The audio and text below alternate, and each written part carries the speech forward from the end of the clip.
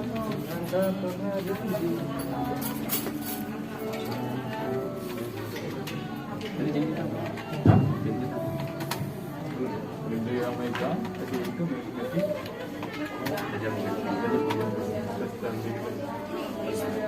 Tuhan, Bapak Ibu Saudara semua yang dikasihi Tuhan, kita ada lagi di rumah Tuhan.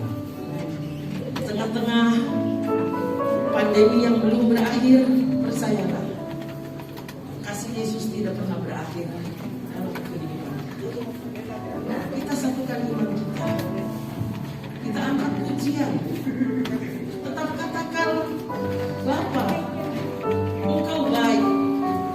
Bukan saja pada saat situasi aman dan nyaman, tapi dalam keadaan apapun, katakan, Bapa, Engkau sungguh baik.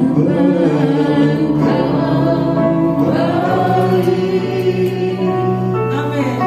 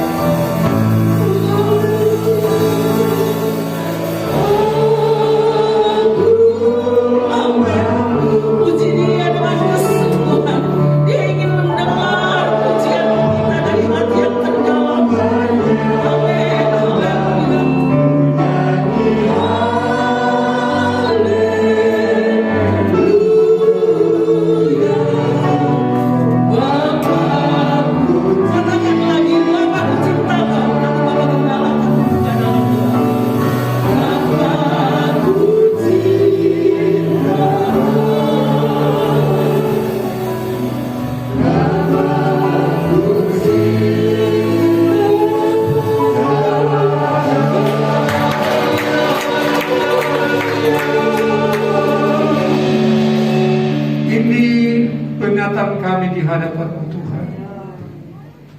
Kami mau mencintai Engkau karena Engkau lebih dulu mencintai kami.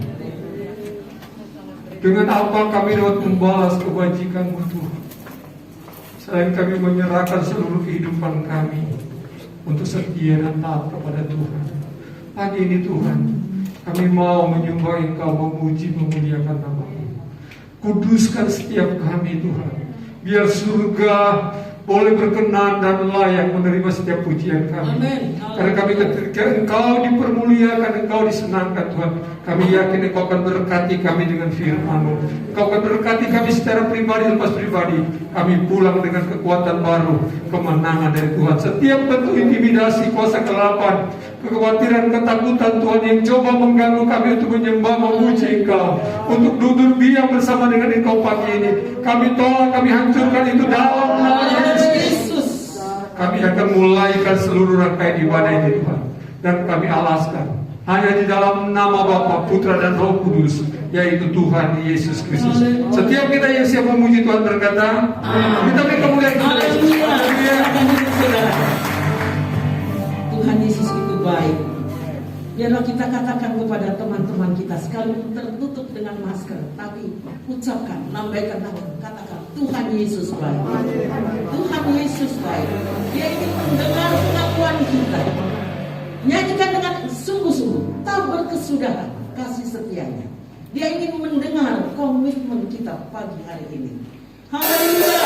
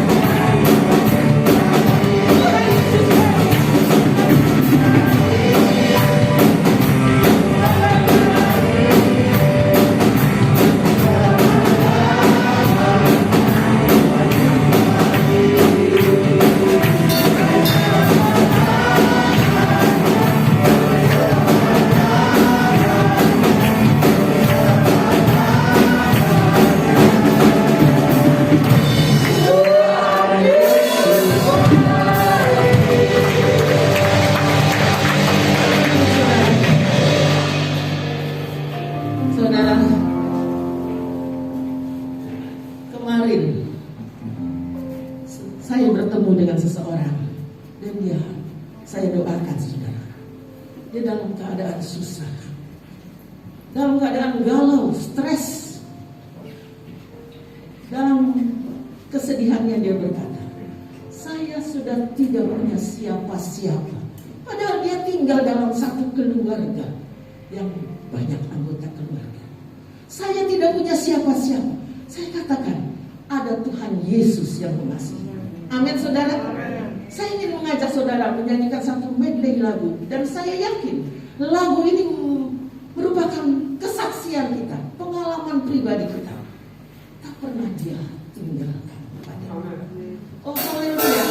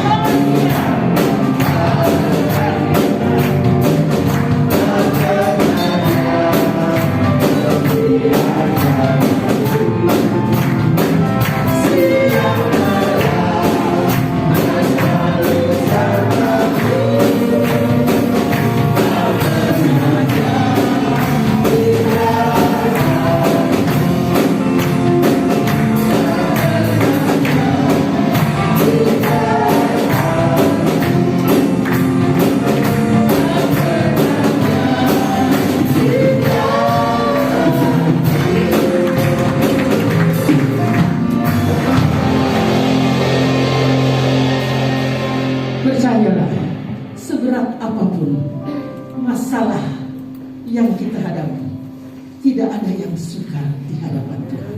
Amin, saudara. Karena dia sudah berjanji bahwa dia adalah jalan. Bukan saja jalan menuju surga, tapi jalan ketika kita mengalami jalan yang tertutup, dia pasti membuka jalan. Saya jemput saudara berdiri, katakan, aku jalan kebenaran. Ini adalah firman yang Yesus ucapkan. Haleluya.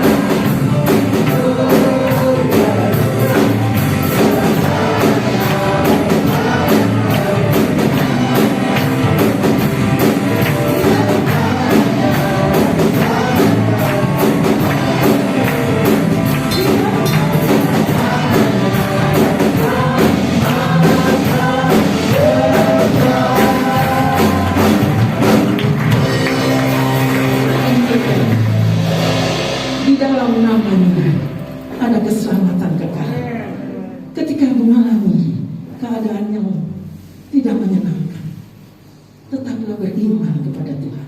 Saya ingin membagikan sedikit kesaksian.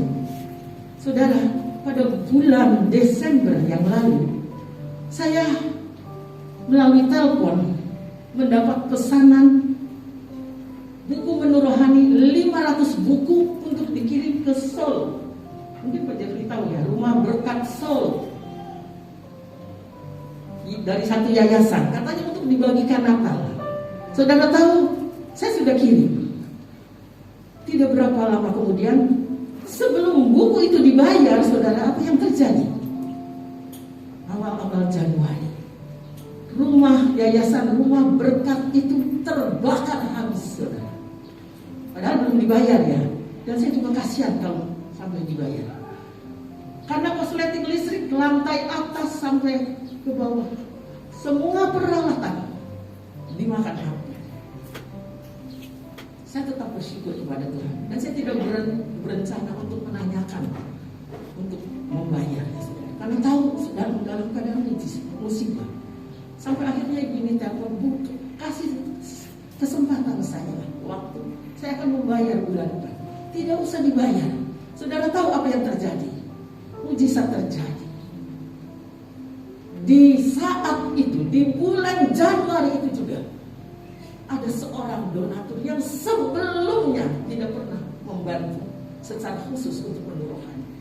Dia membayar, memberi dana, donasi untuk ribuan buku yang bisa saya cetak. Ketika itu saya berkata, Tuhan, Engkau tidak pernah kekurangan cara untuk menolong seseorang. Ada ribuan masalah, tapi percayalah, Tuhan punya 1.001 macam lebih cara untuk menolong. Dia adalah Allah yang luar biasa. Ketika kita mengalami kerugian, percayalah, di balik itu Tuhan sudah gantikan hal-hal yang luar biasa. Saya ingin mengajak kita mengangkat hati kita.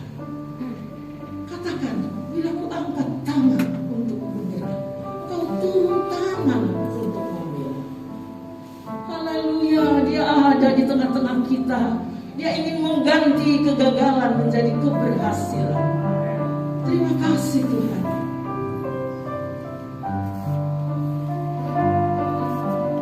Bila ku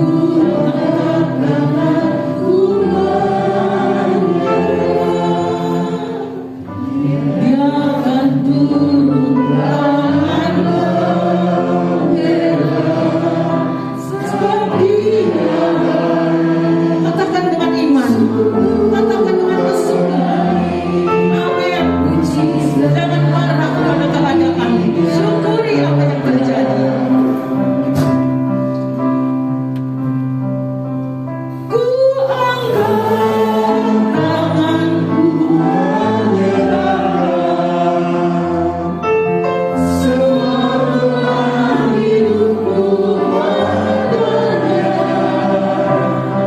Ku angkat tanganku menyerahkan, pasti kamu berada. Katakan sekali lagi, bila angkat tangan, bila angkat kita berdiri. Katakan sekali lagi, Tuhan pasti sanggup. Haleluya.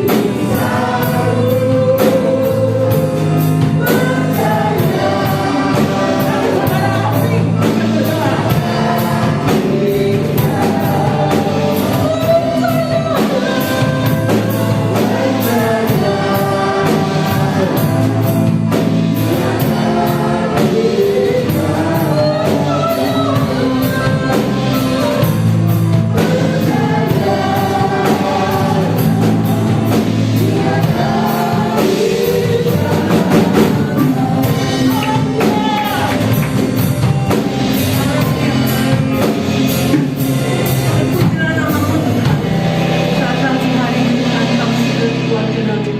Pujian-pujian yang kami naikkan kepadamu ya Bapa.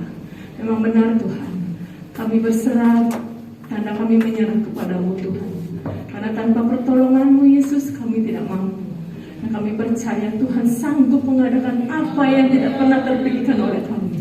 Dan pada pagi hari ini Yesus, kami boleh bersyukur kepadamu Tuhan atas kesempatan yang kau berikan bagi kami Yesus untuk untuk datang di tempat ini Yesus. Dalam keadaan apapun hati yang hancur, dalam keadaan kami tidak berdaya Yesus, dengan kelemahan kami Tuhan, pada pagi hari ini kami sudah dikuatkan Tuhan. Terlebih Tuhan, sebentar kami akan dikuatkan dengan kebenaran firman-Mu Yesus. Kami yakin percaya Yesus, firman-Mu tidak akan pernah berlalu dengan sia-sia. Firman-Mu akan selalu ada di dalam hati kami Tuhan, untuk kami mau belajar Yesus, untuk melakukan apa yang menjadi kehendak-Mu dalam hidup kami, supaya hidup kami tetap melekat kepadamu ya Bapa. Terpujilah nama-Mu Tuhan. Kami bawa Yesus hamba-Mu ya Tuhan, yang sudah mempersiapkan. Kami yakin percaya Kau sudah mengurapinya dengan Roh Kudus-Mu Tuhan, sehingga setiap perkataan hamba-Mu Tuhan boleh benar-benar nyata atas kebenaran firman-Mu Tuhan. Kami juga berdoa Yesus buat setiap pelayan-pelayan yang ada di tempat ini Tuhan. Kau sudah melayani, mereka sudah melayani Engkau Tuhan. Kau berkati mereka, setiap pelayan-pelayan-Mu Tuhan, untuk menjadi berkat dimanapun mereka berada Tuhan. Bahkan kehidupan rumah tangganya Tuhan juga memberkati. Terpujilah nama-Mu Bapa, dan sebentar kami akan memberikan korban persembahan kami yang pertama Tuhan.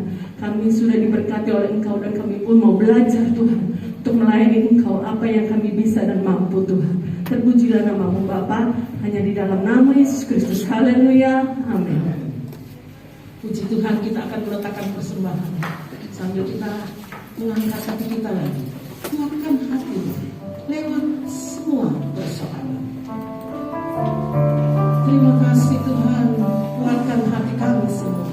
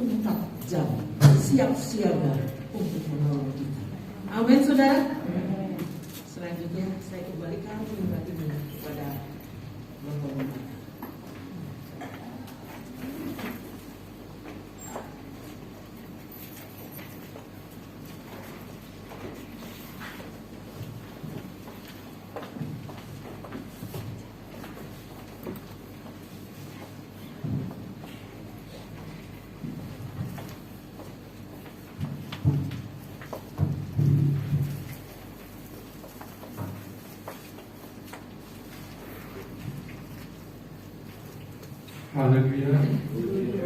Salam sejahtera untuk kita semua. Selamat pagi dan selamat kita beribadah.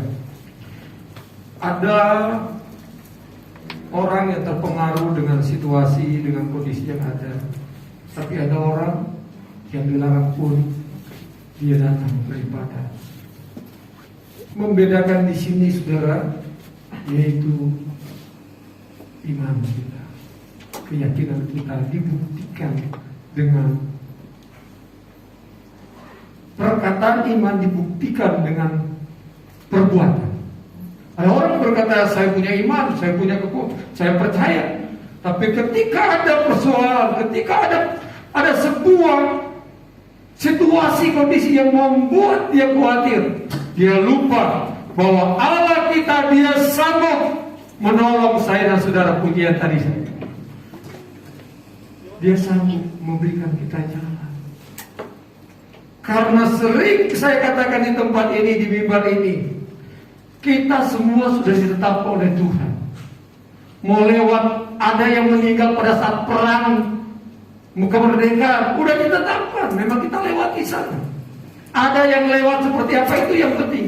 Yang penting sekarang, Alkitab katakan banyak orang yang kepingin masuk di jalan itu, tapi sedikit yang bisa. Dan kalau saya dan saudara bisa ada di jalan itu, mari pertahankan itu. Mari tetap setia di tempat jalan itu. Karena banyak orang, kata Alkitab, suka ingin masuk di dalam jalan yang Tuhan inginkan itu, tapi sedikit yang bisa. Kenapa? Karena ada beban yang harus dipikul, ada tanggungan yang harus dibawa untuk jadi seperti yang Tuhan mau, bukan yang kita mau. Karena daging kita ini lemah, daging kita ini, perbuatan daging ini hanya membuat binasa, kata firman Allah. Tapi kalau kita hidup di dalam roh, maka roh yang memampukan kita. Dan dikatakan orang yang dipimpin di dalam roh adalah anak Allah. Dan kalau kita anak Allah, maka Dia akan menuntun kita. Sekalipun kita ada di dalam jalan yang menurut dunia sulit, tapi kita sedang menuju kepada jalan yang akhirnya kita akan mendapatkan kehidupan yang kekal. Yang percaya katakan amin. Mari kita buka firman Tuhan. Di dalam Matius 7, kita lihat ada jalan kehidupan. Ada jalan kehidupan di sana. Jalan yang benar yang akan membawa kita dalam kehidupan atau keselamatan. Rupanya ada jalan yang tidak benar. Perikop yang diberikan oleh Lembaga Alkitab Indonesia, jalan yang benar. Kita baca ayat ini, kita bangkit berdiri. Kita baca ayat yang ke-12 dulu. Kita lihat ayat 12 dulu sampai 14. Matius 7 ayat 12. Oke, sudah dapat? Dua yang sudah mendapatkan katakan 2, 3. Segala sesuatu supaya orang berbuat kepadamu, perbuatan demikian juga kepada mereka. Itulah isi seluruh hukum Taurat dan kitab para nabi. 13. Masuklah melalui pintu yang sesak itu, karena lebarlah pintu yang luas,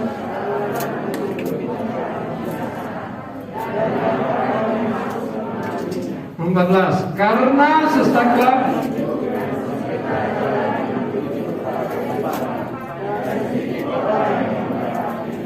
haleluya. Saya ganti masker.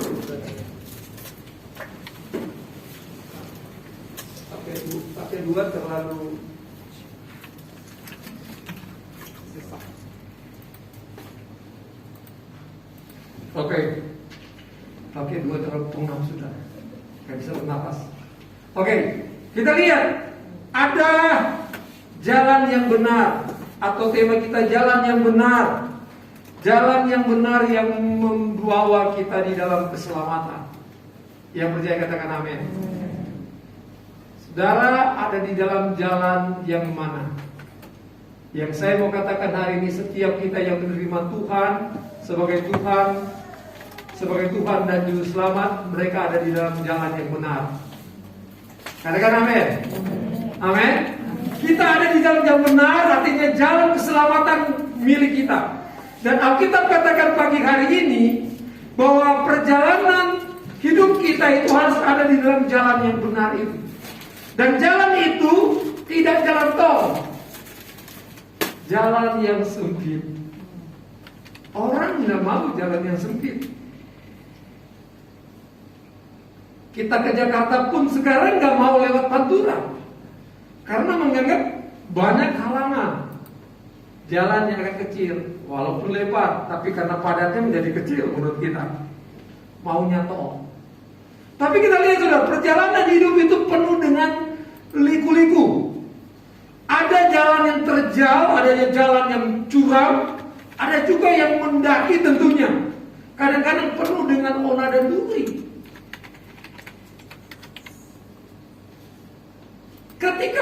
Ketika perjalanan hidup seperti yang digambarkan saya katakan tadi, apakah kita harus berhenti atau menyerah di tengah jalan untuk mencapai tujuan yang kita sedang jalani? Untuk mencapai keberhasilan ini kita harus terus berjalan. Amin. Dan itu pilihan, kita ada di jalan yang mana. Tapi saat ini saya bicara tentang jalan yang sempit itu. Kalau engkau mau sampai kepada tujuan itu, maka engkau terus berjalan. Walaupun mungkin ada satu saat kita berjalan di dalam jalan yang terjal, yang curam, mungkin juga mendaki terlalu berat, kadang penuh dengan onar dan duri. Tapi kita nggak boleh berhenti, kita harus tempuh itu dengan keyakinan. Tentu untuk mencapai itu terus dengan sebuah keyakinan, sebuah iman yang harus benar-benar kita persiapkan. Kita harus menempuh itu dengan sebuah persiapan, bukan asal-asal. Kalau asal-asal tentu tadi dikatakan di sini masuklah melalui pintu yang sesat. Tidak banyak orang yang bisa masuk. Kita akan lihat sebentar. Tidak banyak orang yang akan masuk, saudara. Kita lihat, saudara, ketika kita coba mendaki Gunung Cermai. Siapa yang suka mendaki Gunung Cermai? Kemarin ada anak-anak muda yang suka mendaki.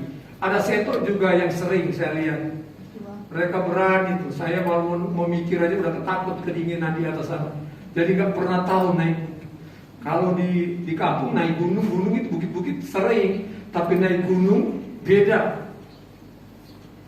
Bagaimana kita menaik gunung itu kita harus persiapkan. Walaupun mungkin ada banyak tantangan di dalam perjuangan itu untuk capai ke tujuan puncaknya itu, tapi ketika kita jalani itu dengan sungguh-sungguh, persiapan dengan sungguh-sungguh, maka perjalanan yang terjal, yang curam dan lain sebagainya itu, ketika kita melewati itu dan kita sampai ke puncak, itu gambaran orang yang sudah naik di puncak. Kita bisa bayangkan, begitu dia sampai di puncak, kepuasannya terpuaskan apa yang dia dapatkan. Ternyata benar, saya bisa sampai di puncak. Ketika dia di puncak, dia melihat hijaunya hamparan yang dia bisa lihat sejauh mata dia, sehingga dia berkata, luar biasa.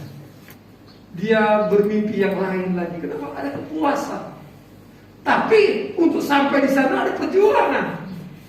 Kira-kira itulah gambaran yang dikatakan oleh Yesus sendiri, yang kita lihat dari apa yang kita baca tadi, saudara. Tapi kita lihat tidak sedikit orang mencari jalan yang berbeda, jalan yang untuk dia mendapatkan kebahagiaan hidupnya. Tidak sedikit mereka mencari jalan yang pintas, jalan tol tadi. Jalan tol itu untuk mobil enak, cepat, targetnya sesuai dengan target yang kita rencanakan. Namanya tol, bebas hambatan. Jika tidak ada hambatan, maka dari Cirebon sampai Jakarta, kalau kita punya mobil yang sekian cc, kita bisa tahu kita lari sekian, 100 berapa itu, sampai di Jakarta tidak sampai 3 jam. Bisa 2 jam setengah, bisa 2 jam lebih sedikit, sudah sampai di Jakarta. Kalau lari yang luar biasa, 150 lah, 40 rata-rata, udah. Karena sampai di Jakarta cuma 200 kiloan lebih. Berarti kalau rata-rata itu aja 2 jam berapa sudah sampai. Kecuali mampir di rest area, berarti potong waktunya. Artinya cepat, saudara. Tapi jalan tol ini banyak sekali resikonya, karena jalannya tidak tanggung-tanggung. Itulah yang digambarkan oleh firman Allah. Jadi kalau kita mencari jalan pintas, seringkali kita cepat ingin berhasil, cepat ingin sukses, cepat ingin kaya, cepat ingin mencapai apa yang kita inginkan, sehingga kita lihat orang yang di luar sana, saudara. Bahkan ada anak Tuhan seringkali lebih percaya kepada dukun, pendeta tapi dia dukun, iya kan? Banyak berbicara kata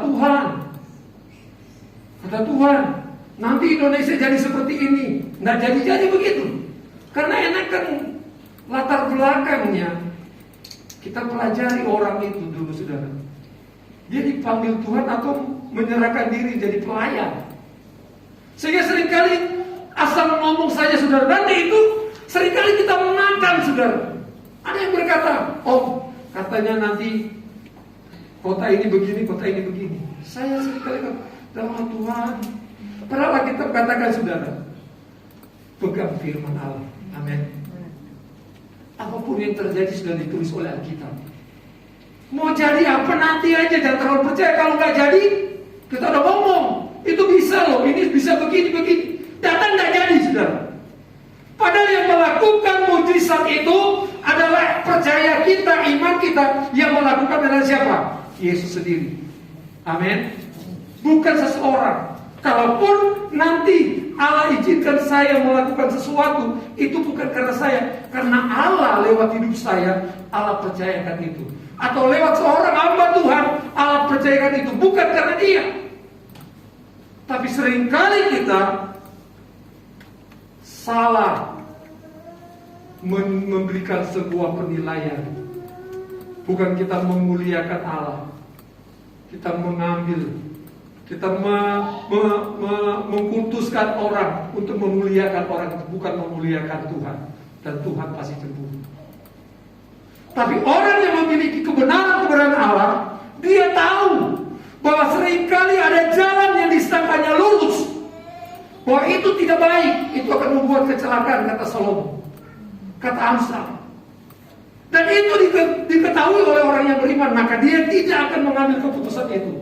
Dia akan bertanya kepada Tuhan. Dia tidak mudah tergoda dengan sebuah hasutan atau propaganda, tapi yang dia percaya bahwa Tuhan ada di mana-mana. Dia hadir di mana-mana. Amin. Amin. Tadi saya dapat kiriman dari Bro Asyo. Dia lagi beribadah di Kalimantan. Ibadah, tempat ibadah baru kosong, dia sudah di dalam, dia foto dari belakang.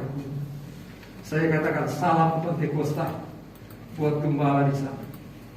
Artinya, saudara, orang yang memiliki iman seperti ini, dimanapun dia berada, dia akan mencari Tuhan. Amin. Tidak terpengaruh dengan situasi yang ada. Ya, kita lihat di sini, saudara. Jadi jalan yang benar, yang menyelamatkan sesuai dengan kehendak Allah yang kita lihat dalam ayat 13-17 ini, ayat 13-14 dalam Matius tadi, dalam Injil. Maka menjadi satu pertanyaan bagi saya tentunya pada saat ini. Mengapa melalui pintu yang sesat akan membawa kita kepada keselamatan? Kan Tuhan Maha hadir, Tuhan Maha kuasa. Ngapain kasih jalan yang sempit? Sehingga orang dunia berkata, orang ateis berkata, orang kira percaya Tuhan berkata, ngapain? Tuhan itu cuma hadir pada saat penciptaan. Jadi kalau segala-galanya dia hadir, dia yang ciptakan. Setelah itu dia beristirahat. Itu kata orang yang tidak percaya kepada Tuhan. Bahkan ada yang percaya berkata demikian karena tidak memiliki iman yang kuat. Mengapa, saudara? Karena di sini dikatakan begini. Ada seorang yang berkata, Lukas 13. Kita lihat Lukas 13. Ada seorang yang berkata kepada Yesus, Tuhan, sedikit sajakah orang yang diselamatkan? Jawab Yesus kepada orang-orang itu, orang-orang di situ, berjuanglah untuk masuk melalui pintu yang sesat itu, sebab aku berkata kepadamu, kita sama-sama, 2, 3, banyak orang, ya badai, banyak orang, 2, 3, banyak orang, berarti tidak baca Alkitab ya. Tolong sama-sama kita bacakan bersama, saya bacakan dulu, saudara. Ayatnya belum. Lukas 13 ayat 23 ini udah tampil di depan, saudara. 2, 3. Saya akan baca dulu, saudara. Ada seorang yang berkata kepada Yesus, Tuhan, sedikit sajakah orang yang diselamatkan? Jawab Yesus kepada orang-orang itu, berjuanglah untuk masuk melalui pintu yang sesak itu, sebab aku berkata kepadamu, sama-sama, 2, 3, banyak.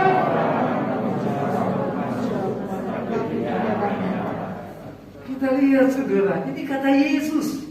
Murid-murid bertanya kepadanya, Tuhan Yesus, sedikit sajakah orang yang akan diselamatkan? Dan Yesus memberikan sebuah jawaban. Yang diselamatkan itu orang yang serius, orang yang mau berjuang. Haleluya. Karena lewat jalan yang sempit, bukan jalan tol. Jalan tol seringkali kita melek pun kita masih bisa jalan. Bahkan kita ngantuk pun kita masih bisa jalan. Karena lurus. Kebanyakan lurus kan. Oh, bebas hambatan. Tapi Tuhan tahu kita itu manusia itu penuh dengan kelemahan. Kalau kita hidup di dalam daging, dikatakan oleh Roma 8 maupun Galatia, kita akan binasa. Tapi kalau kita dipimpin oleh Roh, kita adalah anak Allah, maka kita akan memiliki kehidupan yang kekal. Karena manusia lemah. Coba kasih ditol, saudara. Enak dia. Waktu masih susah, dia berkata, Tuhan, berkati masa depan saya. Ini masih anak muda ini. Berkati masa depan saya. Tuhan berikan dia hikmat, akal budi, sukses dalam pendidikan. Dia bekerja, dia masuk rumah tangga. Tuhan berkati dia. Dia berkata, Tuhan terima kasih, Tuhan terima kasih. Setelah dia diberkati luar biasa, dia mulai memperhitungkan itu, saudara. Daging mulai muncul. Saya sudah melayani Tuhan, saya sudah berdoa, saya sudah beribadah, saya sudah WL, saya sudah main musik. Apa yang saya dapat dari Tuhan?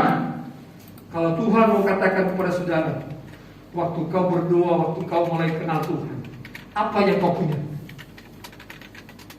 Bisa jawab Tuhan. Bisa nggak? Kau boleh sehat, kau boleh sukses karena aku. Tuhan bilang, aku yang beri nafas kehidupan, aku yang jaga engkau. Waktu engkau mulai minta pekerjaan, Tuhan kasih, aku yang kasih. Setelah engkau duduk nyaman, engkau berkata, apa yang aku kasih? Oke, saya kembalikan engkau di masa lalu. Mau enggak? Enggak punya rumah, belum punya apa-apa. Mau enggak? Tapi ketika engkau sekarang sudah diberkati dan engkau bisa berkata demikian, maka kita ingat apa kata Mazmur. Dengan apakah aku dapat membalas kebajikanmu, keselamatan yang kau berikan? Artinya pemazmur dengan kemewahannya, dengan keluar biasaannya, dengan Allah memakai dia dengan dahsyat, dia berani dengan rendah hati berkata ke Tuhan, dengan apa aku dapat membalas kebaikanmu, keselamatan yang kau berikan kepadaku. Artinya saudara, ketika engkau mengucapkan kalimat seperti ini, engkau sombong rohani, engkau angkuh. Dan hati-hati, roh yang begini saudara, kalau engkau pertahankan ini, engkau tidak akan berusaha berjuang untuk masuk melalui pintu itu. Allah izinkan engkau untuk digoda. Janganlah beri kepada Tuhan. Nanti Tuhan jadi kaya melalui pendeta Yoko Orjican di Bethlehem. Saya mau katakan saudara, Allah tidak pernah salah. Allah tidak pernah keliru memanggil kita untuk melayani Tuhan, untuk diberkati Tuhan. Amin. Seringkali kita seperti itu saudara. Ketika Allah masih berikan kita seperti apa yang ada, kita berani. Saya katakan kepada anak muda, ketika engkau diberkati dengan 1M hari ini, masihkah engkau taat kepada Tuhan untuk mengembalikan milik Tuhan? Oh janganlah. Kalau saya kasih 100 juta kepada pendeta jadi kaya. Saya mau katakan kepada saudara, setiap pemberian saudara jangan berpikir itu berikan kepada hamba-Mu, kepada kami sebagai hamba Tuhan. Tapi kami hanya merupakan Allah. Saudara bawa itu bukan kepada manusia. Kalau saudara bawa kepada manusia, saudara salah. Tapi setiap persembahanmu, setiap perbuatanmu, lakukanlah itu dengan iman bahwa engkau lakukan kepada Tuhan. Ketika engkau berkati sesamamu, lakukanlah itu seperti engkau lakukan kewajibanmu, lakukanlah itu seperti kepada Tuhan. Maka yang memberkati engkau adalah Dia yang berjanji dalam setia. Amin, saudara. Daging nggak mau, saudara. Mulai mikir, oh jangan gede itu. Begitu kasih satu Om Yoga langsung ganti mobil. Kalau 1 ekor 1 juta kan, tinggal tambah sedikit, tambah mobil. Kita lihat, saudara. Jadi sedikit orang yang melaluinya. Memang secara logika saudara, banyak yang memilih masuk melalui pintu yang lebar, tapi sedikit yang memilih masuk pintu yang kecil. Dalam hal iman, banyak orang yang mau diberkati, saudara. Mau diberkati, mau. Banyak orang yang mau hidup diberkati tetapi tidak mau menuruti jalan kebenaran. Yohanes 16 ayat yang ke-14 ayat 6. Yohanes poin A. Kita lihat. Sedikit yang melaluinya. Dikatakan di sana, akulah jalan kebenaran dan hidup. Tadi kita nyanyikan. Yohanes 14 ayat 6. Banyak orang mau diberkati, saudara. Banyak orang mau sukses, tapi dia tidak mau melakukan kebenaran. Tapi dikatakan di sana, kata Yesus kepadanya, akulah jalan dan kebenaran dan hidup. Tidak ada seorang pun yang datang kepada Bapa kalau tidak melalui aku. Saudara, kita ingin diberkati tapi tidak mau datang kepada Yesus melewati jalan yang sempit tadi. Sedikit yang mau, karena harus melalui pergumulan. Yang kedua, bagian B, akan karena di jalan yang sempit itu justru kita menemukan Kristus. Di saat kita berbeban berat, ketika kita ada pergumulan tadi, maka kita selalu ada beban yang begitu berat. Tapi Alkitab katakan dalam Matius 11 ayat 28 mulai, bahwa kuk yang dia pasang itu, marilah kepadaku, dia berikan kuk itu memberikan kita kelegaan kalau kita mau terima itu. Karena kuk yang kupasang itu sangat ringan, kata Alkitab. Kenapa? Ketika engkau tunduk kepada Roh Kudus, ketika engkau tunduk kepada perkenanan Allah, maka Dia akan memampukan kita. Memang berat, memang sulit beban yang sedang kita hadapi ini. Tetapi ketika kita mulai jatuh di kaki Tuhan, kita akan bertemu dengan Dia. Dan Dia berkatakan, marilah kepadaku, aku akan memberikan kelegaan. Kuk yang kupasang itu ringan. Bagi orang dunia tidak bisa menerima sedang. Tapi ketika engkau menemukan Yesus, maka apapun yang terjadi hari ini, kita akan berkata, Tuhan, engkau baik bagiku. Amin. Amin. Tuhan, engkau kenal isi hatiku. Engkau mampu menjawab aku, Tuhan. Kenapa? Ketika kita cari pintu itu, kita lihat ayatnya. Di dalam Yohanes 10 ayat 9. Jadi pertama, kenapa kita harus jalan sempit? Di jalan sempit itu sedikit orang yang akan melaluinya. Kedua, kita akan berjumpa dengan Yesus. Yang kedua kita lihat ayatnya. Akulah pintu, 10 ayat yang ke-9. Akulah pintu, barang siapa masuk melalui aku, ia akan selamat dan ia akan masuk dan keluar dan menemukan padang. Kita lihat, saudara.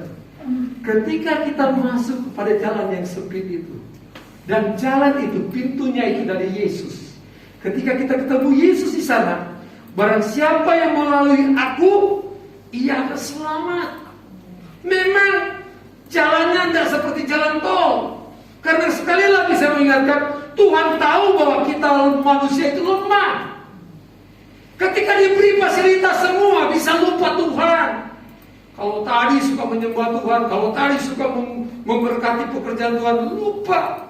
Sibuk dengan kesibukan kita. Maka jangan heran kita dengan kesaksian orang kota, orang Jakarta. Hari Minggu bukan di gereja tapi ke Singapura, karena dekat. Kenapa hari ini cuma hari Minggu bisa dengan keluarga? Alasan seperti itu. Karena fasilitas, kan? Itulah manusia. Tapi ketika Allah bawa kita di jalan yang sempit, seringkali itu tadi ada masalah, ada pergumulan, maka kita akan cari Tuhan. Ketika kita cari Tuhan, kita ketemu Dia. Kita ada sukacita. Kalau kita selalu dibuka senang, jangan-jangan kita lupa ketemu Yesus. Tapi kalau kita ada beban, biasanya kita ketemu Yesus.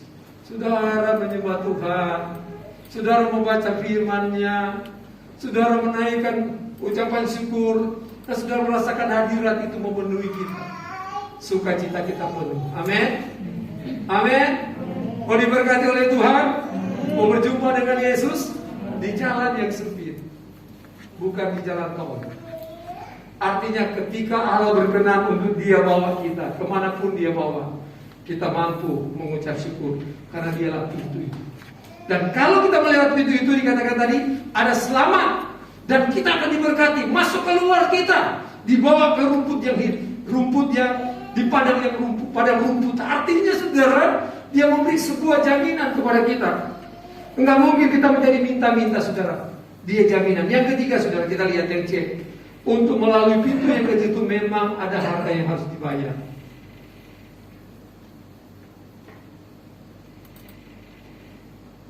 Matius 16 ayat 24. Matius 16 ayat 24. Oke. Lalu Yesus berkata kepada murid-muridnya, setiap orang yang mau mengikut aku, ia harus menyangkal dirinya, memikul salib dan mengikut aku. Lalu berkata kepada murid, cuma ayat 24, saya mau ulang bacanya. Setiap orang yang mengikut aku, ia harus menyangkal diri dan memikul. Orang yang ada di dalam jalan tol nggak mau ada beban, nggak mau ada kemacetan, marah karena dia bayar. Begitulah jalan, kira-kira jalan yang sempit, saudara. Ada banyak sekali hal-hal yang Tuhan izinkan untuk membentuk kita, karakter kita, kepribadian kita, iman kita, ketaatan kita, kemurahan kita, kebaikan kita. Artinya buah-buah roh juga Allah bentuk di sana. Dan kedagingan itu yang ada di dalam Galatia itu, percabulan dan lain sebagainya itu, saudara, itu akan dicukur oleh Tuhan. Kalau kita baca dalam Galatia 5,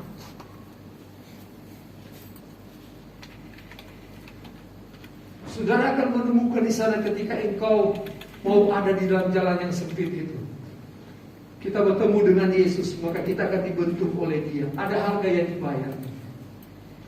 Kita harus semua hal yang perbuatan tadi ini akan dikikis oleh Tuhan. Percabulan, kecemaran, nafsu ayat 20-nya, penyembahan berhala, sihir, perseteruan. Orang yang tidak akan taat akan masuk dalam perseteruan. Orang yang tidak setia akan masuk dalam perselisihan. Orang yang tidak setia melakukan firman akan iri hati. Ketika rekannya diberkati Tuhan, dia mulai iri hati. Apapun itu, saudara. Tapi ketika kita dijamah oleh Allah, dijamah oleh firman Tuhan, dan roh yang menguasai kita, dipimpin oleh Roh Kudus, kita tahu kita adalah anak Allah, dan Dia yang membentuk saya, dan kita selalu memuliakan Tuhan. Terima kasih Kau sudah berkati rekan saya, Kau sudah berkati keluarga saya sana Tuhan, Kau sudah berkati pendetaku Tuhan. Terima kasih. Nah, ada kecemburuan, nah, ada iri hati. Karena apa? Roh ini kedagingan. Roh pemecah belah juga sudah berbahaya. Bahkan ada yang tidak takut dengan memakai pendeta, saudara. Saya nangis, Tuhan ampuni, Tuhan ampuni Tuhan. Kenapa? Kedagingan masih menyelimuti, sehingga kita berani tidak takut dengan Tuhan. Bagaimana kita bisa hidup di dalam pimpinan roh? Ayat 22. Kasih, kemurahan, kebaikan, penguasaan diri itu harus ada di dalam buah-buah roh itu. Jadi kalau kedagingan sudah dipatahkan oleh Tuhan, maka kita bisa hidup di dalam kasih, sukacita, damai sejahtera, kesabaran, kemurahan, kebaikan, kesetiaan, dan seterusnya. Kita lihat, saudara,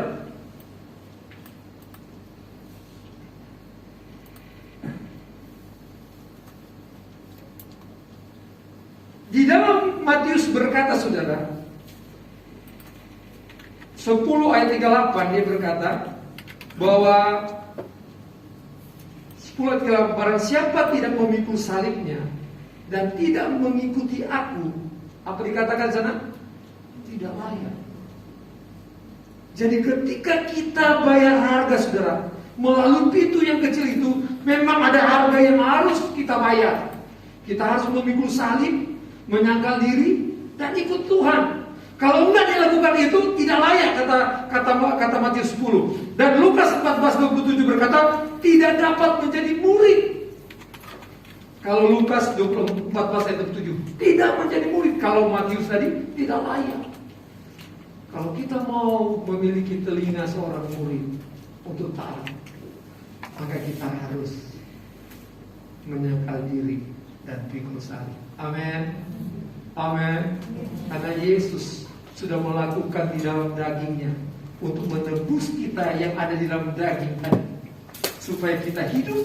Sebagaimana Yesus dibangkitkan oleh kuasa Roh itu, kita akan juga memiliki kuasa yang sama, sehingga kita bisa memiliki kehidupan dipimpin oleh Roh. Yang percaya katakan amin. Puji Tuhan. Kalau kita lihat, saudara, Yesus saja ditawarkan pintu yang lebar oleh iblis. Tidak perlu menyangkal diri di sana, tidak perlu memikul salib. Asalkan Matius 4 ayat 8 dia berkata begini, Matius 4. Iblis membawanya ke atas gunung yang sangat tinggi dan memperlihatkan kepadanya semua kerajaan di dunia ini dengan kemegahannya, dan berkata kepadanya, semua ini akan kuberikan kepadamu jika engkau sujud menyembah aku. Jadi kita lihat, saudara, kalau kita enggak mau masuk dalam jalan yang sempit tadi, ya sudah, berarti kita ada di jalan yang lebar. Enggak perlu, kita bebas. Kita bebas. Dan orang berkata, enggak juga, saya dapatkan ini kan karena kerja saya, karena hasil upaya saya. Lupa, napas kehidupan milik Dia. Kesuksesan kita miliki karena Tuhan. Kita ada sampai hari ini karena Tuhan. Maka tidak ada alasan kita berkata itu semua karena Tuhan. Tapi itu pilihan. Kita tidak mau hidup di dalam jalan yang sempit, yang bebas. Tapi ujungnya yaitu neraka, kita katakan. Maka kita lihat, ketika engkau mau bebas, engkau harus menyembah iblis secara tidak langsung. Karena engkau ikuti apa yang dia mau. Kita tidak ikuti apa yang Tuhan mau. Di jalan yang sempit itu kita akan ikuti jalan yang Tuhan. Tapi di jalan yang lebar, kita keluar dari perkenanan Tuhan. Kita bebas melakukan apa yang kita mau. Dan akibatnya, kita ada di jalannya yang lebar itu. Kita lihat, saudara, jadi dari apa yang kita bacakan perikop ini, maka Yesus menjelaskan ada 2 sikap yang harus kita tempuh melalui pintu yang selesai ini. Yaitu pertama tadi, di dalam Matius 7 ayat 12 dikatakan, segala sesuatu yang kamu kehendaki supaya orang perbuat kepadamu, perbuatlah demikian kepada mereka. Jadi di sini, saudara, berbuat kebaikan kepada orang yang lain itu supaya kamu menerima kebaikan. Itu yang Tuhan ajarkan kepada kita. Kalau kita mau jalan di jalan yang sempit ini, bukan karena saya beri kebaikan kepada Yosua, maka Yosua membalas kebaikan, itu sama, dunia bisa berikan. Tapi saya buat kebaikan kepada Yosua, saya nggak minta balasan. Tapi percaya, Yesus mampu membalas itu dengan cara Tuhan. Seperti tadi, WL katakan, ketika dia katakan nggak usah, itu kebaikan. Tapi Tuhan pakai orang lain. Itulah Allah kita, Allah yang besar. Amin. Beri kemuliaan untuk Tuhan Yesus, saudara. Itu yang pertama. Artinya kita mau orang lain memperhatikan kita, maka sebelumnya kita lebih dahulu memperhatikan orang, saudara. Ini yang Tuhan mau. Karena Yesus berkata, saudara, dalam Matius 5 ayat 46, apabila kamu mengasihi orang yang mengasihi kamu, apakah upahnya? Bukankah pemungut cukai juga berbuat demikian? Dan apabila kamu hanya memberi salam kepada saudara-saudaramu saja, apakah lebih daripada perbuatan orang lain? Bukankah orang yang tidak mengenal Allah berbuat demikian? Jika kita berbuat kebaikan dilandasi oleh kasih, maka kita akan menerima kebaikan dari orang lain yang bukan dari orang yang kita tolong. Itu pasti Tuhan buat. Amin, saudara. Haleluya. Haleluya. Ketika kita mau diajar oleh Tuhan, Dia ajar seperti yang Ibrani katakan, Dia ajar kita sebagai anak. Dia akan mengajar, membentuk kita. Dia menyesat kita. Dia akan orang yang nyakunya dikatakan di sana dia menyesat. Jadi dia memberikan sebuah ganjaran. Tapi ketika engkau mau dididik, mau ada di jalan-jalan itu, percaya saudara, Dia yang berjanji adalah Allah yang setia. Dan yang terakhir saudara, kita lihat, ketika kita ada di jalan itu saudara, kita melakukan apa yang Tuhan mau, maka poin yang kedua, kita akan diingatkan oleh Tuhan.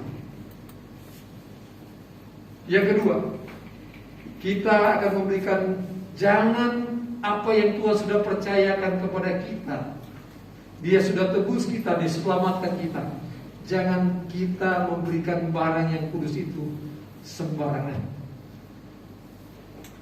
Amin, saudara. Apa barang yang kudus itu? Hidupmu. Dia sudah tebus, Dia sudah beli dengan harga yang mahal. Jangan kamu memberikan barang yang kudus kepada anjing, dalam 7 ayat 6, Juz 7 ayat 6. Dan jangan kamu melemparkan mutiaramu kepada babi, supaya jangan diinjak-injak dengan kaki, lalu ia berbalik dan mengoyakkan kamu. Artinya saudara, babi itu memakan sayur-sayuran, bahkan yang busuk, bahkan dia suka ada di kubangan yang kotor, saudara. Kalau anjing, dia hewan yang suka menjilat makanan yang ia makan, dan anjing akan setia kepada orang. Entah dia baik atau yang dia jahat, dia setia orang yang memberikan makan kepada dia. Dia tidak peduli apakah orang itu baik atau orang yang jahat, saudara. Artinya saudara, kita lihat dalam firman Tuhan ini, agar kita menghargai sesuatu yang kudus yang bernilai mutiara tadi itu, supaya kita berikan yang Tuhan berikan kepada manusia. Jangan sampai kita bertindak seperti perilaku babi atau anjing, saudara. Kalau kita lihat di sini,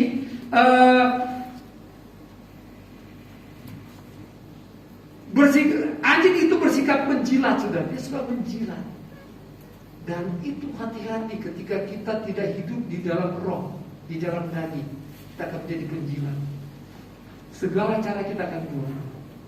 Mertua kita bisa jual, suami kita bisa jual, pendeta kita bisa jual. Kenapa? Karena kita menjadi penjilat. Kita lupa bahwa kita harus, tadi saya katakan tadi, kita harus memberikan barang yang kudus itu, kita harus simpan dengan benar, jangan sembarangan kita berikan kepada anjing ataupun kepada babi, kata Yesus. Atau kita menjadi seperti hidup di dalam kebusukan, seperti babi suka dengan kebusukan. Dia suka dengan kubangannya. Ini yang Tuhan ingin ajarkan kepada kita pada hari ini, pada pagi hari ini. Saya menyita sedikit waktu, saudara.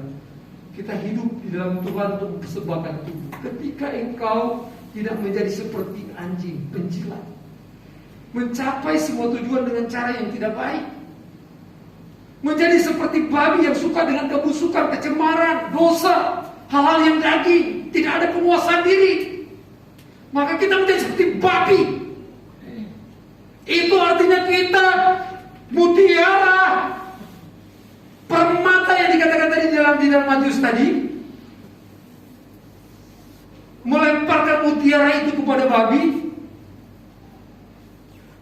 Jangan kamu berikan barang yang kudus kepada anjing, dan jangan melemparkan mutiaramu kepada babi. Sama sudah, keselamatan kita Allah sudah berikan seperti mutiara tadi. Jangan lemparkan dengan sebuah keinginan yang jauh berkenan dengan Tuhan, dengan cara yang tidak baik, yang kotor. Allah mau, seperti Korintus katakan, hidup kita ini yang sudah ditebus, Dia diam, Roh Kudus diam dalam hidup kita. Dia bertakhta di baitnya yang kudus, dan Dia katakan, persembahkanlah tubuhmu menjadi persembahan yang kudus, yang berkenan, yang disukai oleh Tuhan. Amin, saudara. Ketika ini yang kita lakukan, saudara, percaya, sekalipun kita ada di jalan yang sempit, tapi Dia Allah yang berkuasa. Dia Yehova Jireh, Dia yang mengadakan, Dia Allah yang menyembuhkan, Dia Allah yang melindungi kita. Dia mini Immanuel. Kemanapun kita pergi, Dia akan sertai kita. Tuhan Yesus memberkati saudara. Tundukkan kepalamu sejenak saudara. Renungkan kebenaran yang kau bisa ambil, bisa tangkap pada pagi hari ini. Haleluya, haleluya, haleluya. Mari buka hatimu saudara, buka hatimu hari ini. Tundukkan kepalamu. Engkau ada di jalan yang mana pada pagi hari ini? Kalau engkau ada di dalam jalannya Tuhan, jalan keselamatan, engkau sedang memiliki saat ini. Tapi kalau engkau ada di jalan yang lebar, mari Tuhan, minta kepada Tuhan, kembalikan engkau kepada panggilannya yang mula-mula, supaya engkau ada berkenan kepada Tuhan. Karena ketika kita ada di dalam jalannya Tuhan, kita akan mengerti bahwa apa yang kita lakukan, ujungnya bukan kebinasaan, tapi ujungnya adalah kehidupan yang kekal. Bangkit berdiri.